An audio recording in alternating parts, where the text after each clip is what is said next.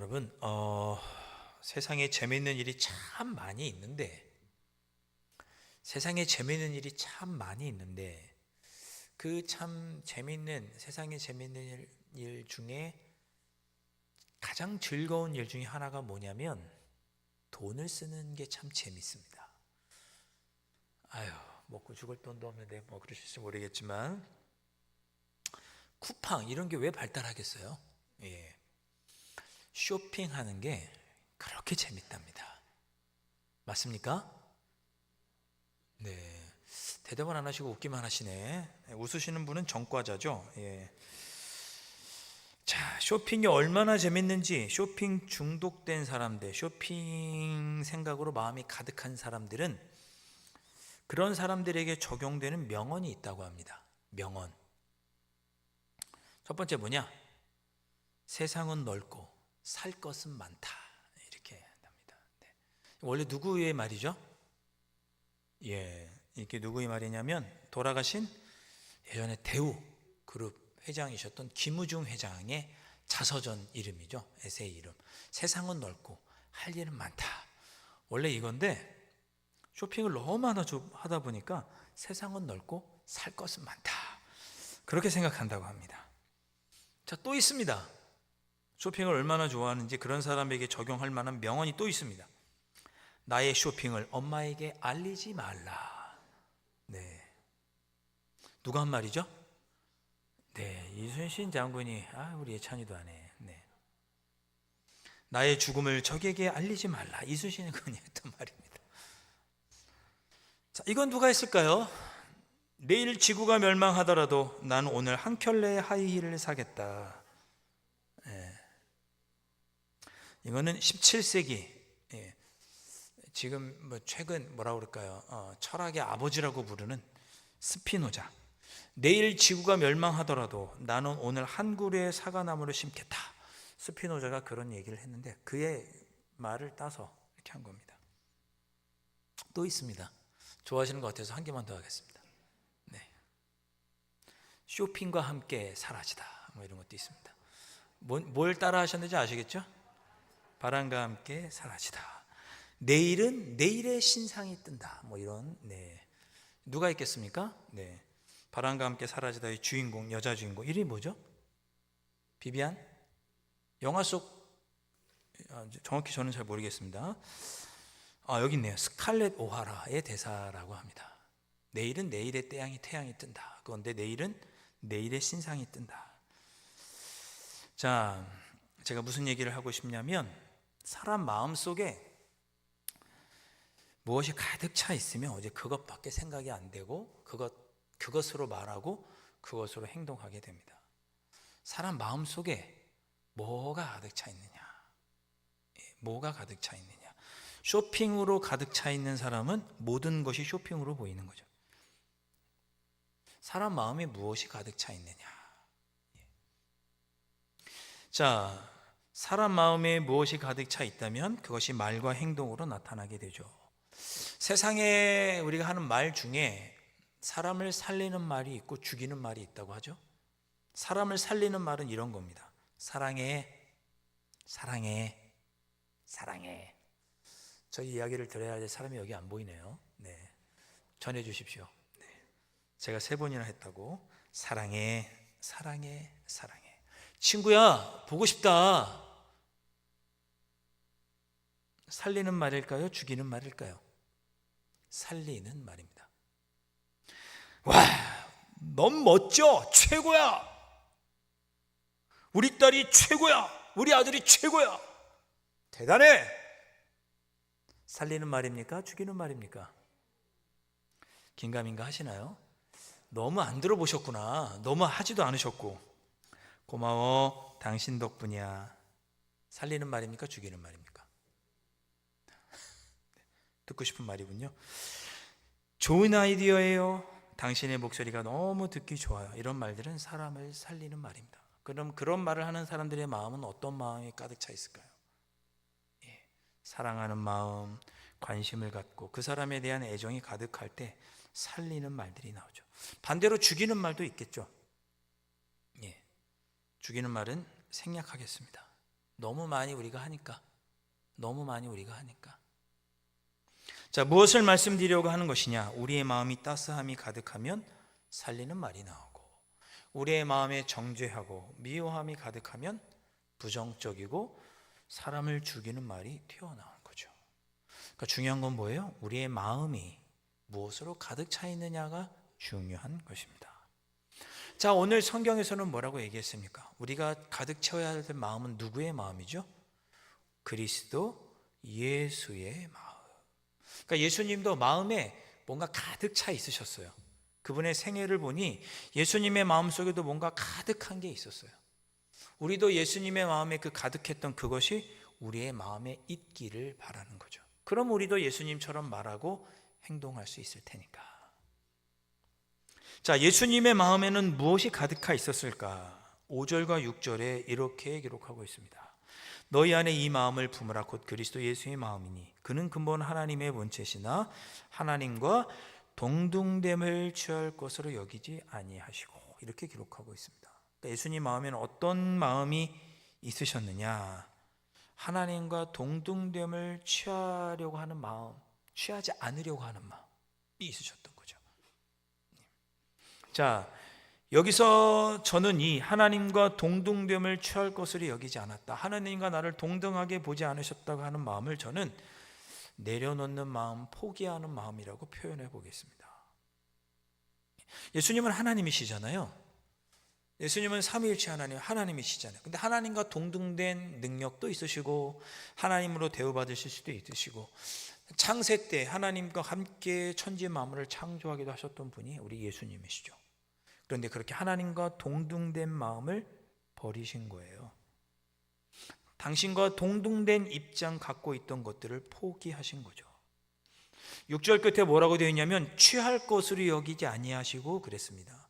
취할 것으로 여기지 않았다는 말 할 때 이 취할 것을 원문으로 보면 자신의 유익을 위해서 이용해야 할 기득권을 가리켜서 취할 것이라고 합니다. 내가 어떤 일을 해서 그것을 내가 이익을 보기 위해서 내가 가지고 있는 기득권, 예를 들면 뭐가 있을까요? 내가 담임 목사로서 내가 어떤 이익을 얻기 위해 내가 갖고 있는 기득권을 포기한다, 그런 뜻입니다. 움켜쥐고 놓지 않으려고 하는 보물을 내려놓는다라는 뜻이 취할 것으로 여기지 않는다, 그런 뜻입니다. 그러니까 예수님 마음은 당신과 내가 동등하다, 내가 당신과 똑같은 능력을 갖고 있고 권세와 힘이 있는데 그것을 내가 포기하고 그 힘을 갖고 내가 어떤 이익을 보려고 하는 마음을 내가 포기한다, 그런 뜻입니다. 그러니까 예수님의 마음속에는 어떤 마음이 있었느냐? 당신을 위하여 독생자로 이 땅에 오셔서 죄인들을 구원하시기 위하여 자기가 갖고 있는 권세를 포기하시는 그런 마음이 예수님께 있으셨던 거죠. 그러니까 그런 삶을 평생 살아가실 수 있겠죠.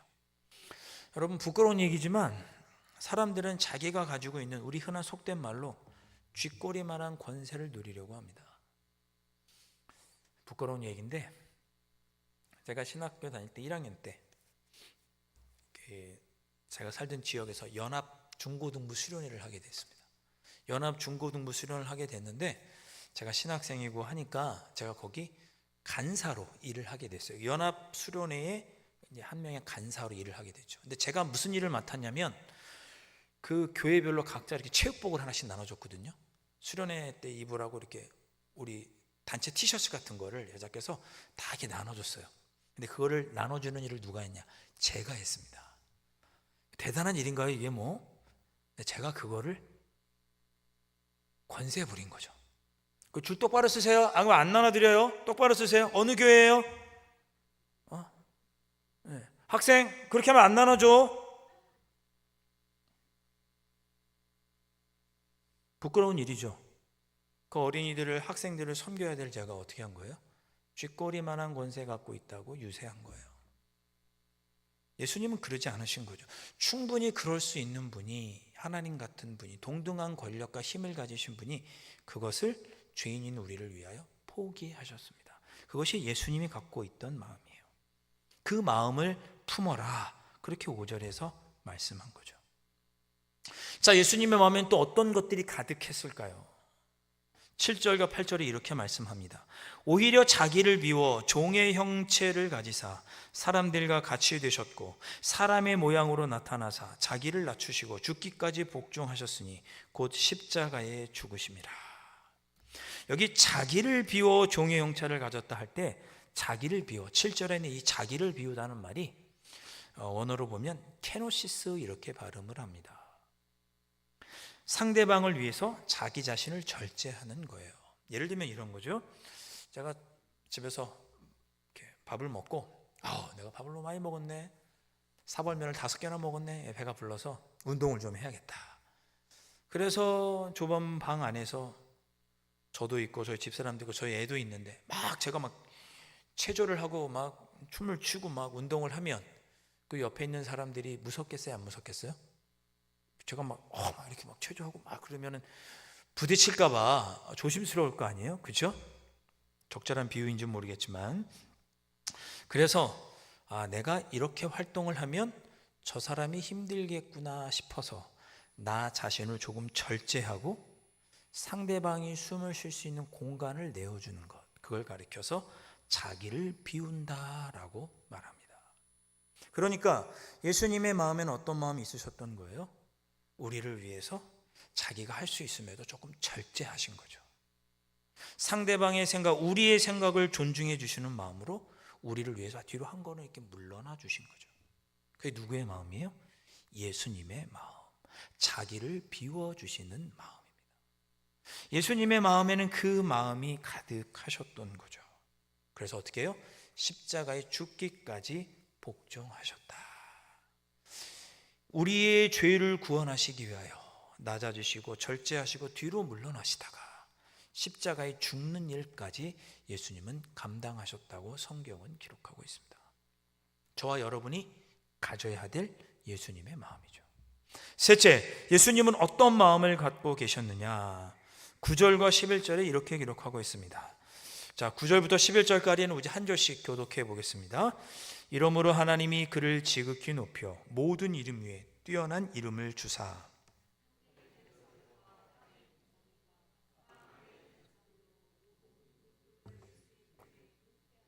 함께 읽습니다.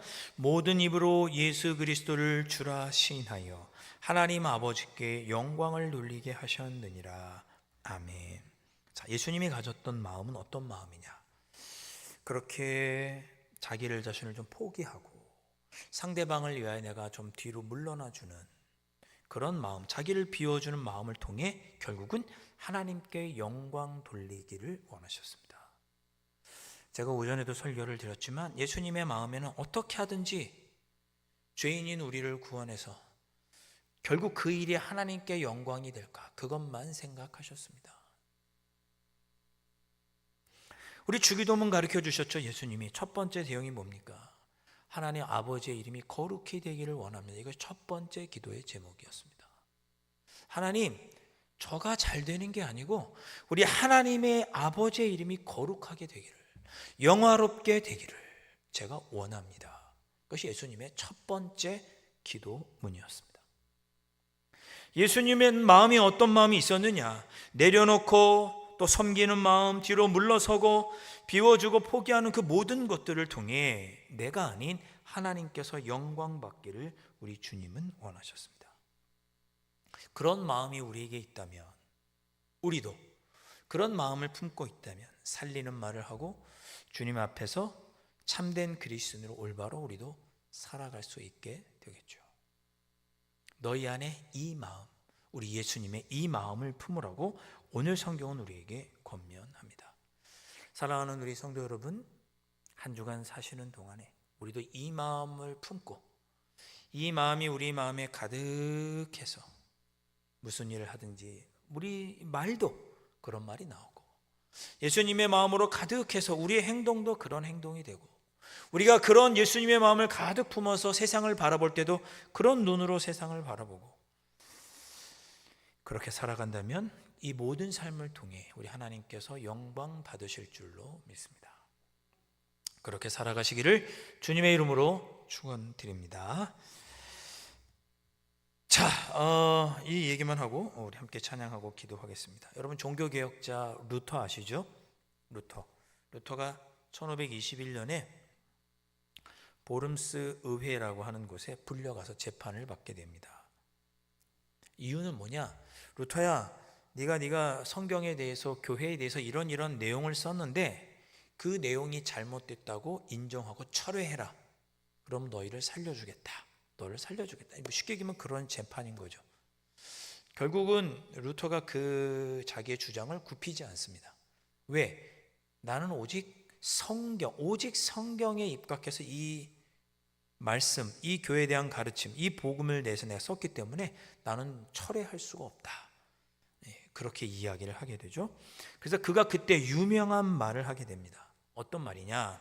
내 양심은 하나님의 말씀에 사로잡혀 있다. 이런 말을 합니다. 내 양심은 하나님의 말씀에 사로잡혀 있다. 그러니까 나의 말과 행동은 오직 성경, 오직 하나님 말씀이 내 안에 가득 차서 나온 것이기 때문에 나는 되돌릴 수도 없고 철회할 수도 없고, 내가 비록 죽는다 할지라도 이 말을 바꾸지 않을 것이다. 나의 양심은 하나님의 말씀에 사로잡혀 있다라고 그가 고백을 합니다. 결국 그 재판에서 루터를 돌이킬 수 없다는 것을 알게 되고 재판관이 재판을 내리죠. 루터를 죽여도 괜찮다라는 내용의 취지로 판결을 합니다. 죽이면 안 된다가 아니고 죽여도 죄를 묻지 않겠다라는 내용의 판결을 하게 됩니다. 실제로 말하면 루터가 죽여도 된다라고 허용을 한 것입니다. 나중에 그런 루터를 비텐베르그 성에 데리고 가서 거기서 숨어 있는 동안에 독일어 성경을 그가 쓰게 되죠.